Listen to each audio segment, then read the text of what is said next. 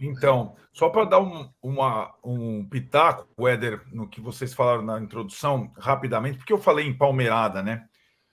E o Ilcinho viveu o contrário, né? Talvez a base do Palmeiras tinha muito mais dificuldade que a base do São Paulo naquele momento, né? Nós estamos falando de 20 anos atrás.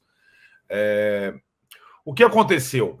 E eu pude entender melhor quando eu entrevistei o Carlos Belmonte há alguns meses lá no canal do YouTube, quando ele disse sobre a base do São Paulo, quando estavam discutindo o Endrick, o caso Endrick, né, que passou lá menino pelo São Paulo, aí foi para o Palmeiras e virou esse jogador valiosíssimo de tal. Ele falou que o DNA de Cotia era criar os jogadores desde o berço, digamos assim, né? Trazer o menino e com o menino, o São Paulo não contrataria, então por isso que mudou, hein? Isso eu acho que é importante na sua matéria, é tão revelador, Éder. O São Paulo não contrataria jogadores de base de outros times. O São Paulo formaria seus próprios jogadores.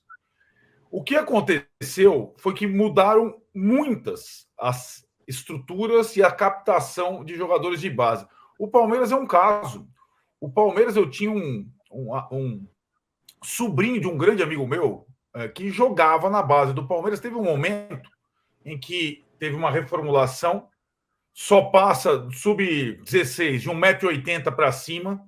Nós vamos contratar jogadores já formados de outros times. E não vai ter essa, a gente vai formar o cara desde bebê, não. E o Estevão é uma prova. O Endrick nem tanto, porque o Endrick foi contratado ainda menino, né? O Estevão foi contratado já formado pelo Cruzeiro, entre aspas. E o Palmeiras gastou uma bala para contratar o Estevão. Bala quando o menino tem 15, 16 anos, né? E o São Paulo começou a perceber que a estrutura de formação dele, que já foi modelo, tinha um grande problema. O físico, o mercado, que mudou completamente, e a questão lá dos contratos que eram formados por eles lá, quando o menino. Então, o cara forma um menino lá atrás, tem o primeiro contrato, e aí, para o segundo contrato, ou renova por um largo período, ou você pode perder de graça. Começou Cotia a nem formar para o time principal e a nem ser um negócio para vender. Então, não estava atendendo. E nos campeonatos de base, o São Paulo começou a ser amassado pelo Palmeiras, sobretudo fisicamente. E as vendas atuais do Palmeiras, as duas recordes, deram né, opa, nós estamos num caminho em que o rival soube aproveitar uma outra alternativa. E aí, né, a gente vê as outras decisões do Casares. O fundo é inspirado no fundo do Palmeiras, lá atrás do Paulo Nobre. A reforma do estádio talvez tenha a mesma parceira que o Palmeiras tem no seu estádio. A organização dos shows é da mesma parceira do Allianz Parque acontecendo. Então, o São Paulo, que não estava, isso é bom a gente falar, esse é o prato, o copo cheio, que não está agora na situação que o Palmeiras estava lá atrás, quando o Paulo Nobre e a turma começaram a sanear e ter o estádio, e depois a base, a única vantagem do São Paulo é não estar num estado de deteriorização como estava o Palmeiras. Mas que o rival fez várias coisas que estão inspirando o São Paulo agora, isso, eu tenho certeza que o Casares mergulhou nessa fonte aí. Né? E não é de uma hora, não é de um ano para outro. É bom o torcedor do São Paulo entender. Nós vamos falar sobre cintos apertados, sobre base. Não é que amanhã vai ter o Endrick no São Paulo ou o Estevão, ou que o fundo vai dar para o São Paulo uma grana para competir com o Palmeiras. A coisa é passo a passo, com calma. Né? Precisa ver se o torcedor vai ter essa calma. Isso é tão verdade, Arnaldo, que até a informação, quando eu recebi essa informação de que teria essa mudança aí de paradigma da base do São Paulo, o exemplo que me deram foi exatamente o Palmeiras. Nós temos que fazer o que o Palmeiras anda fazendo, que é enxergando bem os valores de outros clubes e trazendo já para as suas categorias de base. Pessoal, vamos deixar o like aí pra gente. Ajuda a gente aí com o like. Eu vou ler umas participações, depois eu vou chamar o jogador misterioso. O Fábio Milson tá falando assim, Éder, seria bacana se vocês puderem explicar como funciona o processo de captação de atletas em Cotia. É basicamente um pouco do que o Lucinho estava falando, né? Quando você acompanha o jogo, não só esse, né? Mas você acompanha jogos do Paulista, Sub-20, Sub-17, Sub-15, acompanha outros campeonatos e você começa a pensar jogadores ali que estão se destacando e aí você vai entender melhor qual a possibilidade de trazer esse jogador, se é fácil, se é difícil, se dá para fazer uma parceria para trazer com porcentagem dividida de direitos econômicos, e é mais ou menos isso. Olha lá, vamos... Olha o Éder Quem lá viu tomando banho. Olha lá, o Circuito das Águas. Eu pensei que eu ia perguntar para o Renan, mas esqueci que o Renan não estava em Cotia quando Cotia existia, né? O Renan, não vou acusar a sua idade, não, né? Mas... Não, mas eu tô mais para Circuito do Vinho agora, né? Ali em São Paulo. Esse aí é o Circuito das Águas. Que é Não, isso aí, nada disso daí existia. Esse daí é um Circuito das Águas que é para ajudar. Calça pula brejo, velho. Olha aí. E adiantou alguma coisa? Não, molhou a calça inteira, tá? Fiquei com metade da calça molhada. Não teve... Mas fiz o Circuito das Águas aí. Tava gelado, hein? E aí são pedras de diferentes tamanhos para ajudar no estímulo sensorial na hora de você voltar de uma lesão, né? Para estimular mesmo o músculo ali do pé a voltar. Então, e dá para ligar uma correnteza aí também, eles falaram que também é para aumentar ou diminuir a dificuldade dessa caminhada aí. Então, isso daí é uma das coisas que a gente produziu essa semana lá em Cotia. O Fred mandou um superchat aqui falando: precisamos renovar e rejuvenescer o elenco, isso está claro, mas o Milton, não o Furacão, e sua panelinha também deveriam largar osso. A visão desses está ficando ultrapassada. Ô, Arnaldo, vamos falar então das reuniões de hoje? Que eu tenho informação, você tem informação, e vamos atualizar quem ainda não leu também no All Sport, também não acompanhou, que eu já vi que você também já postou nas suas redes. O que aconteceu hoje? A informação é a seguinte: na manhã de hoje, assim, primeiro é bom a gente contextualizar que reuniões, não sei se exatamente semanais, acho que não é a palavra semanal, não é o certo, mas reuniões como essa acontecem no CT da Barra Funda com alguma frequência para uma análise. O Casares gosta dessas reuniões, de estar presente ali, ele acha que estreita esse laço, ele se mostra mais presente também para os jogadores, para a comissão técnica e tudo mais. Mas hoje, especificamente, de manhã, bem cedinho, no CT da Barra Funda, teve uma reunião particular entre Casares e Zubeldia. E nessa reunião foram tratados principalmente os próximos jogos do São Paulo no Brasileirão e como eles poderiam fazer para motivar esse elenco para conseguir essa classificação para a Copa Libertadores de forma direta, né, que é o que o São Paulo prefere.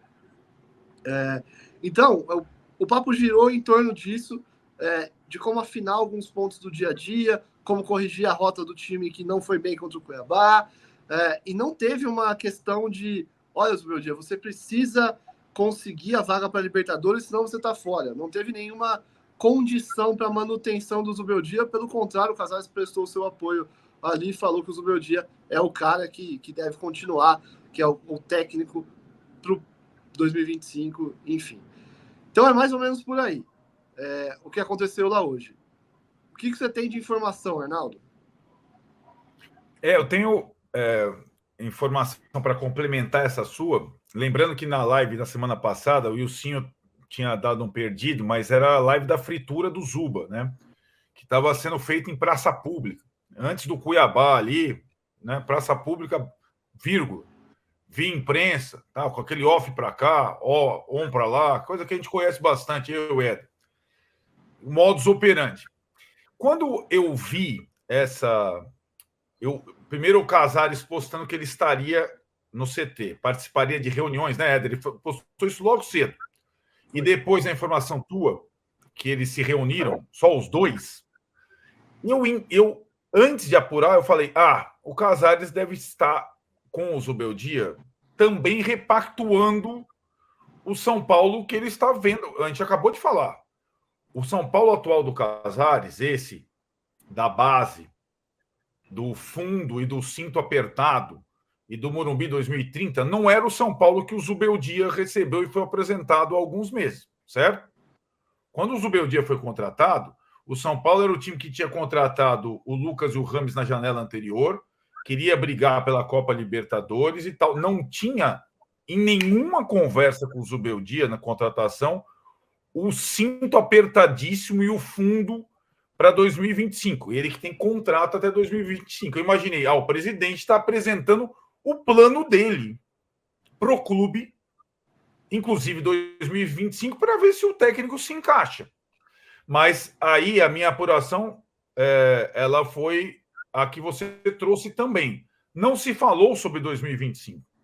Se falou sobre a necessidade do São Paulo estar na Libertadores em 2025. Ou seja, para os 9 jogos, uma espécie de pacto para os 9 jogos restantes. E aí eu acho que foi a nossa live, não estou brincando, não só a nossa live, mas tudo o que aconteceu na semana passada, eu acho que o presidente, pela apuração que eu tive, tranquilizando o treinador que o fogo amigo cessaria e que a fritura daria lugar ao pacto, digamos assim, né? Isso não é garantia nenhuma, né? Mas é uma espécie de...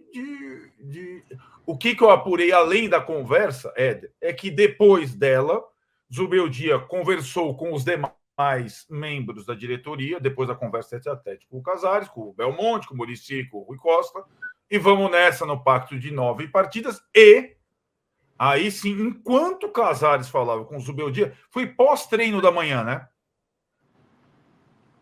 Milton Cruz, Muricy, Belmonte e Rui Costa, não todos juntos, conversavam no mesmo tom, no mesmo pacto com os principais líderes do elenco, mostrando a necessidade do São Paulo jogar a Libertadores de 2025. Então falaram lá com o Rafinha, com o Caleri, com o Luciano, com o Luiz Gustavo, com o Lucas e tal.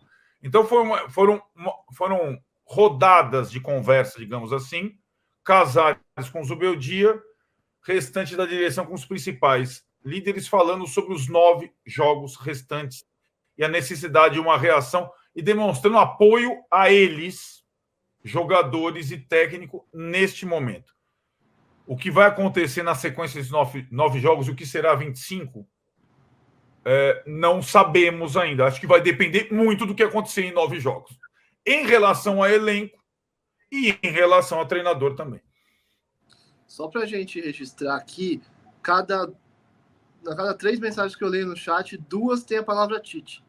Então, deixa eu falar. Conversei com uma pessoa muito influente lá no São Paulo e perguntei, cara, tá crescendo essa coisa de Tite. Como é que tá isso aí? Existe alguma coisa de Tite? Tite interessa? Ele falou, não tem nada de Tite. E aí, essa informação da reunião do Casares com o Zubeldia vai também ao encontro disso.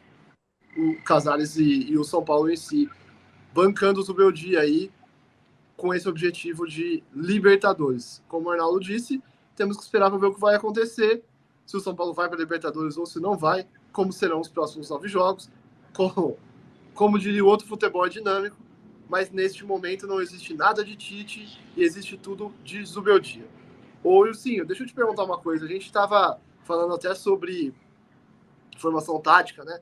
Sobre o que o Zubeldia deveria fazer, e a gente até colocou o seu fim do 4-2-4, o que ele tinha que fazer para mudar deveria mudar de formação. Qual que é a sua análise disso? Você que é um cara que analisa tão bem essas questões táticas. Eu acho esse esquema dele, acho que não é novidade para ninguém, eu acho o esquema dele horroroso. Antes eu achava ruim, ficou falha, agora já dá horroroso. Eu acho que o esquema dele funciona em determinados jogos e outros não.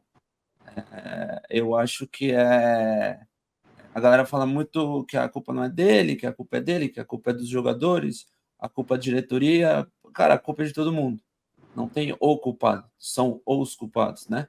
Então, cada um tem o seu percentual de culpa ali. Eu só acredito... O meu ponto principal com o esquema tático do Zubeldia é assim, a gente perde para o Cuiabá no Morumbi. e ele executa a mesma coisa no segundo jogo contra o mesmo time.